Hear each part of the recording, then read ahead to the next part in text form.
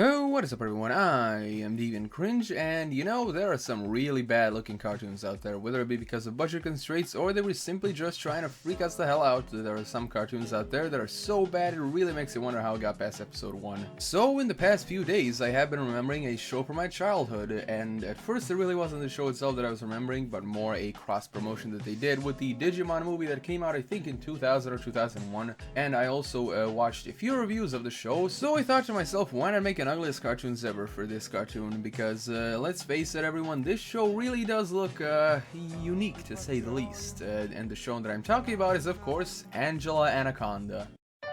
My name is Angela, hey hello, welcome to my very own show, I'll introduce my friends to you. Oh no, it's Nitty Poo.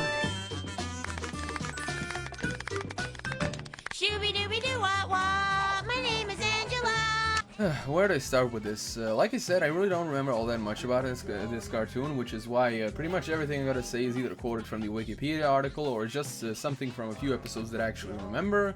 And most of the things that I really do remember is that pretty much a lot of the humor was kind of meh, and that the characters had ugly ass faces. So Angela Anaconda was a show that ran from October of 1999 to November of 2001, and it was a Canadian-American production created by Joanna Ferrone and Sue Rose, who also voice acts Angela, which began as a series of shorts on Nickelodeon's Kablam block, if anyone remembers that one, oh boy. So the show's plot revolves around Angela Anaconda, of course, who is 8 years old, and honestly everyone, I'm really surprised when I read this, because I've always remembered Angela as like middle school age or something, because in the show she clearly acts like she's older and all that stuff, who lives in the town of Tapwater Springs and has adventures in her school, and that's pretty much it. The plot really doesn't go anywhere besides your typical school comedy. Now let's get to the characters. So first off we have Angela Anaconda, who is of course voiced by one of the co-creators, Sue Rose, and is a regular girl living with her two brothers, Mark and Derek, and her sister Lulu. She goes to school and hangs out with her friends, and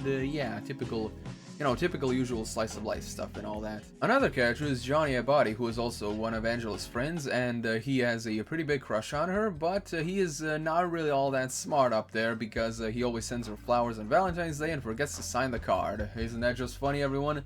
You know, if you really like someone, you should really try to tell them, you know, instead of waiting for some hyper-commercialized day of the year, but hey, what do I know? Next up we have Gina Lash, who is the typical smart girl, and she is always hungry and is the voice of reason to all her friends, basically trying to talk some sense into Angela whenever she tries to do something crazy and all that. Usually doesn't work out, but hey, you gotta have that one character that does that. Gordy Reinhardt is the sensitive artsy kid with asthma and many allergies. He is great at taking care of animals and is in love with Gina. Now, of course, they don't remember if in any of the episodes actually confessed his love, so yeah, I'm not willing to watch like I think over 90 episodes to actually find out, so what the hell. Mrs.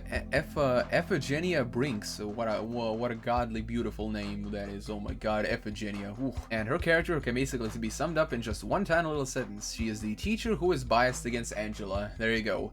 And honestly everyone, I'm pretty sure we can all relate to that, because I'm sure that all of us had at least one teacher that just randomly hated us for no apparent reason whatsoever. Plus there's also a side rumor that her and her husband are actually weekend nudists. And now we finally have the last of the main characters, Nanette Manoir, who is also Angela's rival. She is the popular girl who acts like $1,000,000 and talks in a very snobbish ass accent. She is also the teacher's pet who never really gets into trouble, her parents never see how bad she is, and she always tries to get one up on Angela and her friends, after which Angela starts fantasizing about getting rid of her. It looks like Ninny Never You Mind is up to her ears in trouble. But after all, it is Christmas, and even Ninny Poo deserves my help.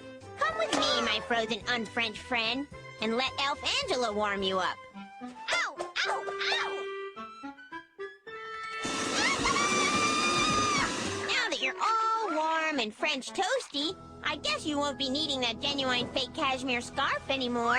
Now here's something I gotta say in the show's defense, and it's not because it's good or anything, it's just about the dream sequences, you know, these fantasies about getting rid of her rival and all that stuff. I've seen some people review this show, and when they talked about these, you know, fantasy sketches, they were like, oh my god, how can Angela imagine such terrible things? She is such a sadistic psychopath, and all I gotta say to that, folks, is that that is yet another toxic symptom of how soft and infantilized we become in the West, okay?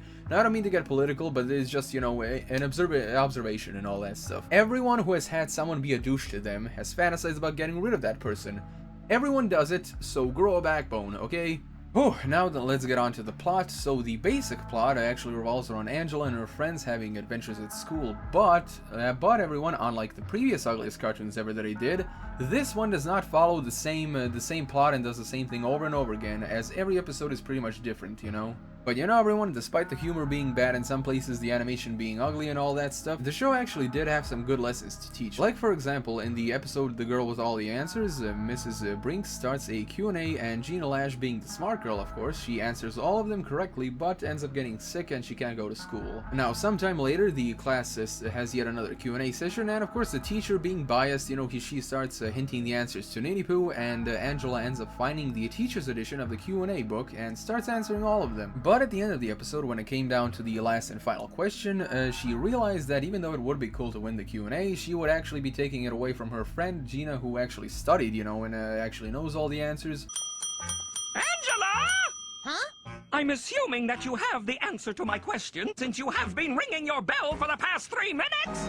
If I answer mango, which is right, I would take the crown from my best friend, which is wrong. The yam. Mango! Correct! Congratulations, Gina Lash! Gina Lash, you're back! Good heavens! Why on earth are you out of bed? I've come to collect my crown. Plus, I didn't want to miss Salisbury's steak day at the cafeteria. Yes, very well. I suppose that does give you 50 stars. Now here, folks, here are the 3 main reasons why I think people are mostly turned off of this show, and I have to agree with some of them.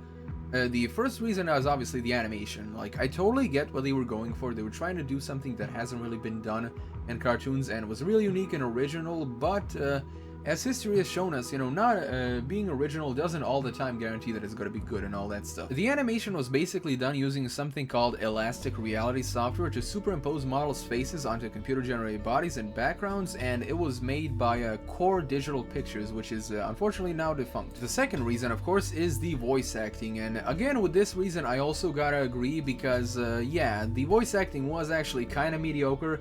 I can see why a lot of people would be turned off by Angela's voice acting. She sounds way too nasally, kind of like almost like a child version of Fran Fine, but definitely not as bad as that. And of course, the third reason, which in my opinion is the dumbest one, because it's only parroted by those soft, you know, thin-skinned little babies that I mentioned. You know, the ones that say that these dream sequences are somehow bad and scary. Oh, protected children's. Oh, they can't think of anything negative, or they grow up to be serial killers. Oh. But it's not like the show is all bad. Like, there is some good humor here and there, plus there are some actually pretty funny references, I gotta say. There's an important ingredient missing from my crepe Suzette, which is French for overpriced pancake. Ketchup! Ketchup! Ketchup! Ketchup! Excusez-moi?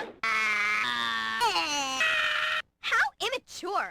By the way, anyone who gets the reference, I'll give you a cookie and love you forever. Plus, the characters' personas, you know, like the characters' personas, besides of course Ninny Poo and the teacher, really don't feel all that forced, you know? They don't feel over the top. And even though their like faces look really uncanny valley-ish and like maybe uncomfortable to look at for some people, they still tend to act like, you know, regular people, you know, having conversations. And even when Angela herself tries to pull off one of her plans, she doesn't go like a super huge like Ed, Edd n Eddy mode and all that. She basically does everything, you know, like a normal person would. So yeah. All in all, this cartoon was it was something, you know. I think some people take it a bit too far when they say like, oh my god, it's one of the worst cartoons ever made. It has no redeeming qualities, blah blah blah blah blah. The animation is definitely something that I haven't seen in other cartoons, like honestly in any cartoon, besides from Courage the Cowardly Dog. You know, that cartoon always used like creepy skits and all that stuff, but that's because it was for horror and all that. So I don't know, probably they could have featured Angela somewhere in one of their episodes, which would be pretty funny. Unfortunately, the animation style really did not work out for them. Remember, folks, just because it's original or unique doesn't automatically make it good, but it really wasn't all that bad. You know, it did have some comedy here and there, and you know, like a few good lessons to learn in the episodes, and of course no over-the-top characters besides, you know, Ninny Poo and the teacher. But unfortunately, those things really don't stop Angela Anaconda from being one of the ugliest cartoons ever. Well everyone, that about wraps it up for this episode. Thank you all so much for watching. Be sure to subscribe and press the little bell icon, and as always, if you wish to support me in a different way, my Patreon link is in the description below, and as always, I am Demon Cringe, and I'll be seeing you guys in the next video.